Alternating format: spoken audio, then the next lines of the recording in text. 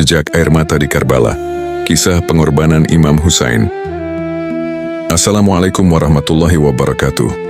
Saudara-saudaraku yang dirahmati Allah, pernahkah kalian membayangkan bagaimana rasanya berdiri di hadapan ribuan pasukan yang siap mencabut nyawamu, sementara di sisimu hanya ada keluarga, sahabat, dan anak-anak kecil yang kelaparan? Pernahkah kalian membayangkan air mata seorang anak yang kehausan di tengah padang pasir, merintih meminta setetes air, tetapi tidak ada seorang pun yang peduli? Hari ini kita akan menyelami salah satu kisah paling menggetarkan dalam sejarah Islam. Kisah seorang cucu Nabi Muhammad Shallallahu Alaihi Wasallam yang berdiri tegak melawan kezaliman, meskipun ia tahu bahwa ujungnya adalah kematian. Ini bukan sekadar kisah peperangan. Ini adalah kisah tentang pengorbanan, tentang keberanian, tentang cinta kepada Allah, dan keadilan yang tak bisa dibeli dengan dunia. Ini adalah kisah jejak air mata di Karbala, pengorbanan Imam Husain. Tetaplah bersama kami hingga akhir, karena kisah ini bukan hanya sejarah, tetapi sebuah pelajaran hidup yang akan menggetarkan hati kita. Jangan lupa like, share, dan subscribe, karena dengan begitu, kita turut menyebarkan kebenaran kepada lebih banyak orang. Mari kita mulai perjalanan ini. Setelah wafatnya Rasulullah Shallallahu Alaihi Wasallam, dunia Islam mengalami perubahan besar. Kekhalifahan berganti dari Abu Bakar As-Siddiq ke Umar bin Khattab, lalu ke Utsman bin Affan, hingga akhirnya jatuh ke tangan Ali bin Abi Thalib. Namun masa pemerintahan Utsman bin Affan memunculkan ketegangan di antara umat Islam. Muncul berbagai fitnah dan tuduhan terhadap beliau, hingga akhirnya beliau terbunuh di tangan pemberontak. Peristiwa ini mengguncang dunia Islam dan menyebabkan perpecahan di antara kaum muslimin. Setelah terbunuhnya Utsman, Ali bin Abi Thalib diangkat menjadi khalifah. Namun banyak sahabat yang tidak puas dengan situasi yang terjadi, termasuk Muawiyah bin Abi Sufyan, yang saat itu menjabat sebagai gubernur Syam. Ia menuntut balas atas kematian Utsman dan menolak untuk mengakui kepemimpinan Ali. Situasi semakin memanas hingga akhirnya terjadi perang Siffin antara pasukan Ali dan pasukan Muawiyah. Perang ini tidak menghasilkan kemenangan mutlak bagi salah satu pihak, tetapi malah berujung pada perundingan yang menyebabkan kekuasaan Ali semakin melemah. Hingga akhirnya, pada tahun 661 Ali bin Abi Thalib dibunuh oleh seorang Khawarij saat sedang salat. Setelah wafatnya Ali, putranya, Hasan bin Ali, diangkat menjadi khalifah. Namun, karena tekanan politik yang begitu besar, Hasan memilih untuk berdamai dengan Muawiyah dan menyerahkan kepemimpinan kepadanya demi menghindari pertumpahan darah. Muawiyah pun menjadi khalifah dan mendirikan dinasti Umayyah. Sebelum wafat, ia menunjuk putranya Yazid bin Muawiyah sebagai penerus. Inilah awal dari tragedi besar yang akan terjadi di Karbala. Ketika Muawiyah meninggal dunia, kekuasaan berpindah ke tangan putranya, Yazid bin Muawiyah. Namun, Yazid bukanlah pemimpin yang diharapkan oleh umat Islam. Yazid dikenal sebagai seorang penguasa yang gemar berfoya-foya, meminum khamr, dan tidak mematuhi hukum-hukum Islam. Banyak sahabat Nabi yang menolak kepemimpinannya karena ia tidak memiliki sifat-sifat pemimpin yang adil dan bertakwa. Salah satu orang yang menolak dengan tegas adalah Imam Husain bin Ali, cucu Rasulullah. Imam Husain tahu bahwa jika ia berbayat kepada Yazid, itu berarti ia merestui kepemimpinan seorang pemimpin yang zalim dan menyimpang dari ajaran Islam. Oleh karena itu, ia menolak dengan tegas meskipun ia tahu bahwa keputusannya ini akan membawa konsekuensi besar. Saat kabar tentang penolakan Imam Husain tersebar, penduduk Kufah mulai mengirim surat kepadanya. Mereka meminta Husain untuk datang ke Kufah dan memimpin mereka dalam melawan kekuasaan Yazid. Imam Husain awalnya ragu. Ia tahu bahwa penduduk Kufah pernah berkhianat kepada ayahnya, Ali bin Abi Thalib. Namun karena ribuan surat terus berdatangan, ia akhirnya mengutus Muslim bin Aqil untuk menyelidiki keadaan di Kufah. Muslim bin Aqil tiba di Kufah dan disambut dengan hangat. Ribuan orang berjanji setia kepadanya atas nama Imam Husain. Ia segera mengirim kabar kepada Imam Husain bahwa penduduk Kufah siap mendukungnya. Namun, sebelum Imam Husain tiba di Kufah, Yazid mengirim gubernur baru, Ubaidillah bin Ziyad, yang segera menebarkan ancaman dan ketakutan. Penduduk Kufah yang tadinya setia kepada Imam Hussein kini berbalik arah. Mereka takut kepada kekuatan Yazid dan akhirnya mengkhianati Muslim bin Aqil. Muslim bin Aqil ditangkap dan dibunuh dengan kejam. Pesan terakhirnya kepada Imam Hussein adalah agar tidak datang ke Kufah karena pengkhianatan telah terjadi. Sayangnya saat pesan ini dikirim, Imam Hussein sudah dalam perjalanan menuju Kufah. Perjalanan Imam Hussein bukanlah perjalanan biasa. Ia membawa serta keluarganya, termasuk istri, anak-anak, dan para sahabat setianya. Mereka berangkat dengan penuh harapan, tetapi tak menyadari bahwa takdir telah menanti mereka di Karbala. Di tengah perjalanan, Imam Hussein mendapat kabar bahwa utusannya, Muslim bin Aqil, telah dibunuh. Penduduk Kufah yang tadinya berjanji setia, kini telah berkhianat. Imam Hussein mengumpulkan para pengikutnya dan berkata, "Barang siapa yang ingin meninggalkan perjalanan ini, silakan kembali. Aku tidak akan menahan kalian." Beberapa orang memilih untuk kembali, tetapi sebagian besar tetap tinggal. Meskipun mereka tahu bahwa kematian mungkin sudah menanti mereka.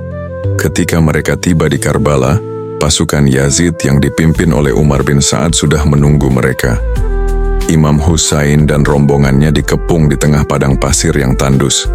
Salah satu tindakan kejam pasukan Yazid adalah memutus akses air bagi Imam Hussein dan keluarganya.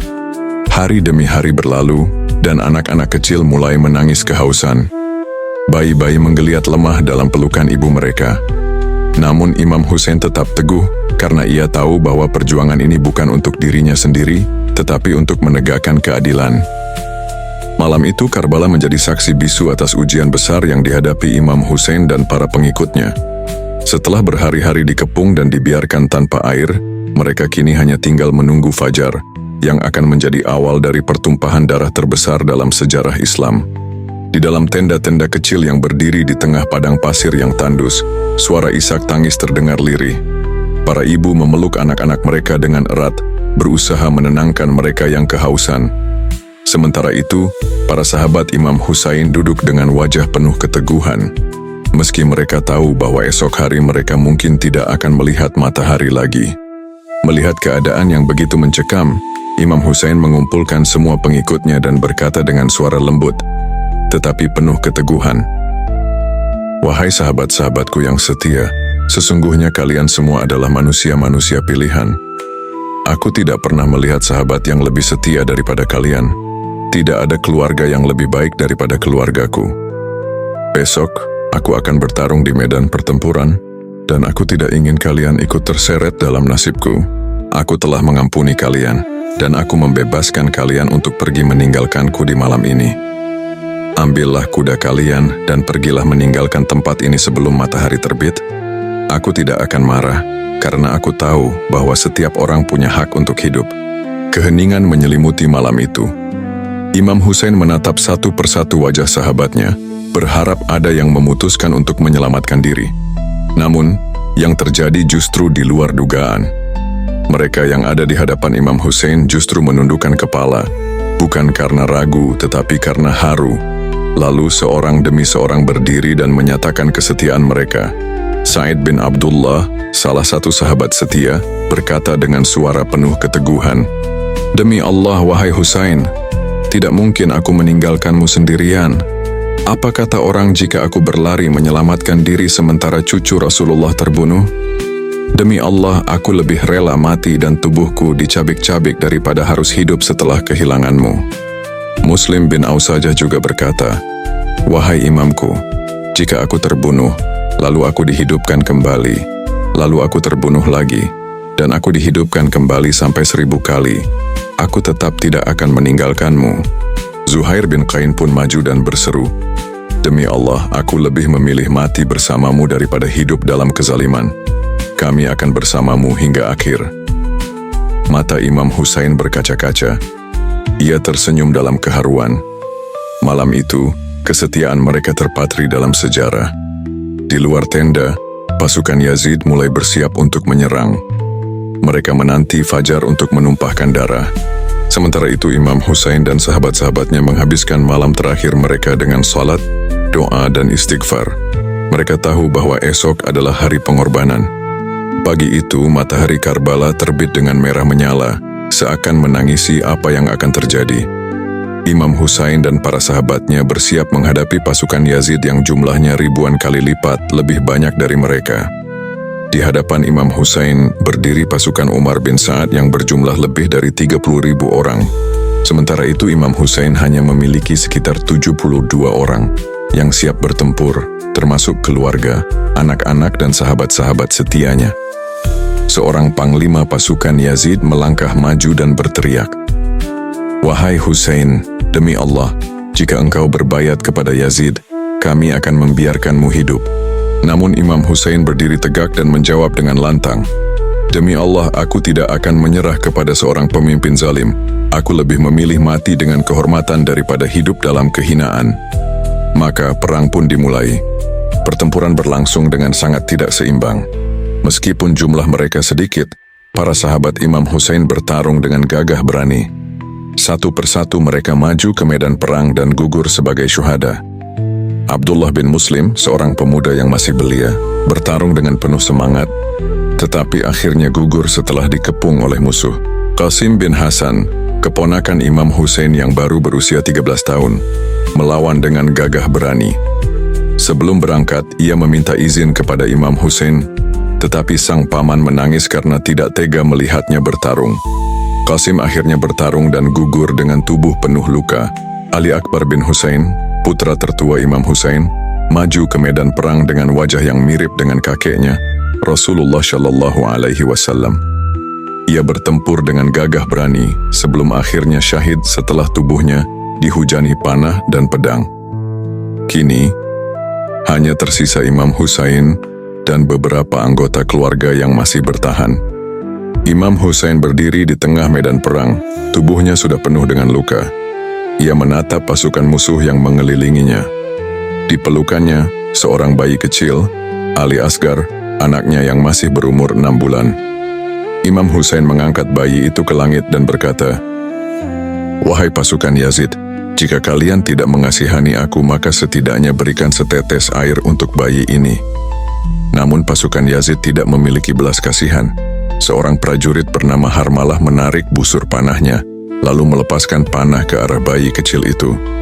Panah itu menembus leher Ali Asgar yang mungil. Darah bayi kecil itu memercik ke tangan Imam Husain. Dengan wajah penuh kesedihan, Imam Husain menatap langit dan berkata, "Ya Allah, saksikanlah bahwa aku telah mengorbankan segalanya di jalanmu." Setelah kehilangan seluruh keluarganya, Imam Husain kini berdiri seorang diri di tengah medan perang. Pasukan musuh menyerangnya dari segala arah. Satu pedang menebas bahunya, satu tombak menancap di dadanya. Imam Husain jatuh ke tanah. Lalu datanglah seorang prajurit bernama Syamir bin Zul Jaushan yang kemudian menghunuskan pedangnya dan memenggal kepala Imam Husain. Darah suci Imam Husain membasahi tanah Karbala. Ia gugur sebagai syahid. Saudara-saudaraku, inilah kisah pengorbanan Imam Husain yang tak ternilai harganya. Dari peristiwa ini kita belajar bahwa kebenaran harus ditegakkan, meskipun kita harus berkorban nyawa. Jika kisah ini menggetarkan hatimu, jangan lupa like, share, dan subscribe, agar lebih banyak orang bisa mengambil pelajaran dari tragedi Karbala. Semoga kita termasuk orang-orang yang berani membela kebenaran. Wassalamualaikum warahmatullahi wabarakatuh.